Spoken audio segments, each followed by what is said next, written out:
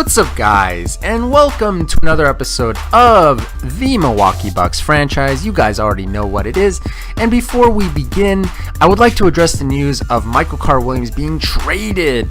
Unfortunately, yes, he was traded earlier today for Tony Snell, and thankfully for either Tony Snell or Michael Carter-Williams, they don't have to move very far because Chicago and Milwaukee are basically next door to each other, so that's pretty good. But I don't know if this is the best trade for the Milwaukee Bucks. I don't know if it's the worst trade. It's very hard to see. Maybe Tony Snell will be a breakout player. He's always a good player in the past, a young player, an athletic player, so we shall see what happens with that.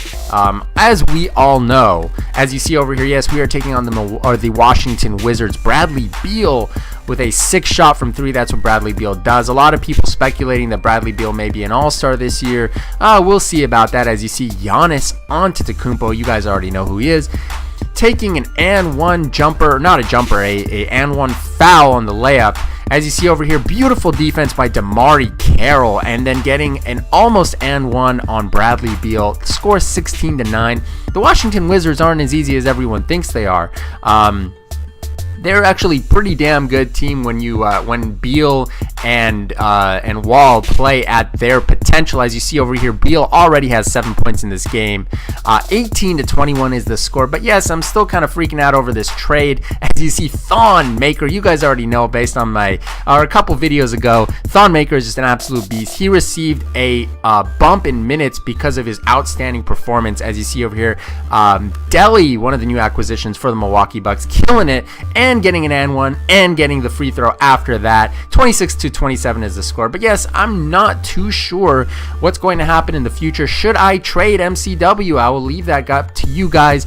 Please leave a comment. I read every single one, even if you're just stopping by. Let me know, do you think that my Milwaukee Bucks should trade MCW? As you see over here, MCW missing the wide open 3, but Greg Monroe, the Moose, will pick it up. Let me know, guys. I seriously will take your opinions. If a lot of people think I shouldn't trade him, then guess what? I'm not trading him. But now is the time to let me know, because I read all the comments in the future. As you see over here, 33-29 is the score, and that might have been an offensive foul on MCW. No love for MCW in this video apparently, but 35-33. We are leading the Washington Wizards. As you see over here, Giannis leading the point guard position so far. I do transfer him in and out of the point guard position, but I do believe that in the future, Giannis Antetokounmpo will start for the Milwaukee Bucks as the point guard of this team, the full-time point guard as well. As you see, Thon Maker just killing it with the absolute deep range 3, the bomb, 40-35, and another 3-pointer by Thon Maker. You guys already know what the deal is. As you see at halftime, we are actually giving a pretty big whooping to the Washington Wizards. 46-37 is the score at halftime. As you see over here, 48-42, and Bradley Beal will take a wide open 3 off the screen, and Bradley Beal will hit that 3. 48-49 is the score. And as you see over here, Jabari Parker trying to set a screen for Chris Middleton, the injured Chris Middleton in real life, passing it off to Jabari Parker, who gets the ball back with an and one.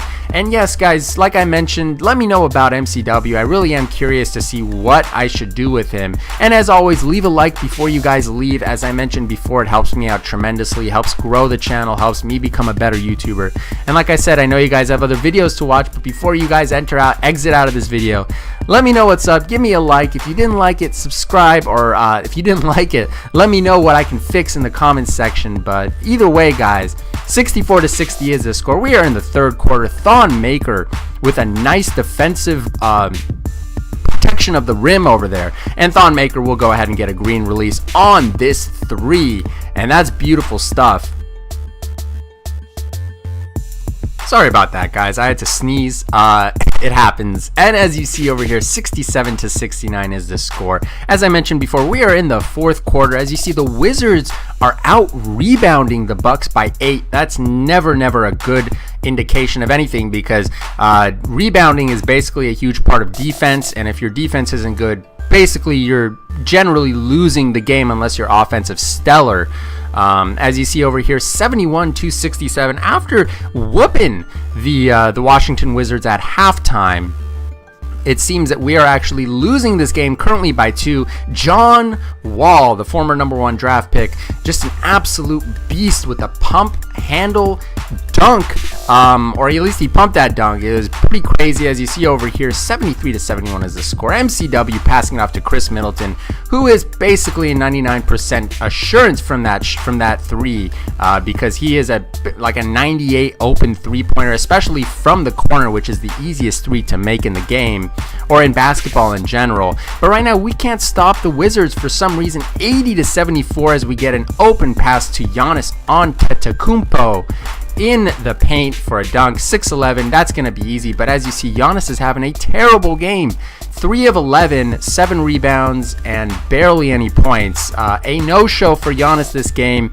I don't know what it is. I think that Otto Porter had some pretty good defense on him, and I think that's basically what stopped Giannis. Giannis is not perfect. He's only 21 years old. As you see over here, Bradley Beal misses the 3, but we can't even get the rebound over John Wall of all people.